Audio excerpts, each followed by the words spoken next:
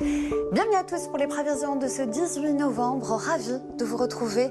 On va tout de suite prendre la direction du Pakistan où la qualité de l'air a atteint des niveaux très alarmants ces derniers jours. Regardez cet épais brouillard de pollution, le smog qui étouffe véritablement la population, avec des écoles qui ont même dû être fermées, par voie des vols annulés.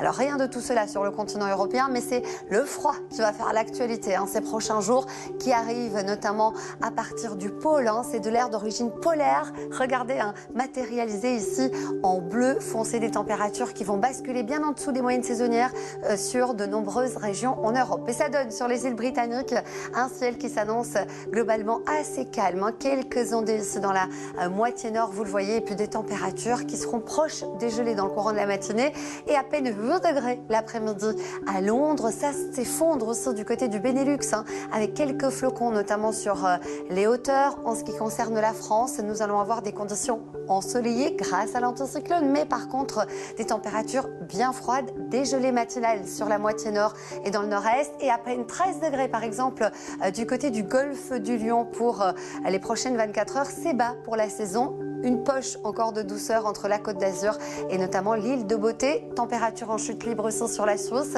Et du côté de l'Allemagne également, avec là quelques giboulées possibles, notamment pour les prochaines 24 heures. Du côté de la Scandinavie, là on parle de froid vif. En matinée, on est aux alentours des -6, -7. Et en cours de journée, à peine des températures positives. Donc des valeurs qui sont bien basses. Un temps calme, notamment sur la Biélorussie, l'Ukraine, la Pologne, l'Autriche. Et du côté des Balkans, en revanche, là, c'est particulièrement instable, avec pas mal de précipitations, des températures qui chutent là aussi, un mélange de pluie et de neige mêlée, notamment sur les hauteurs. Ce sera donc à surveiller.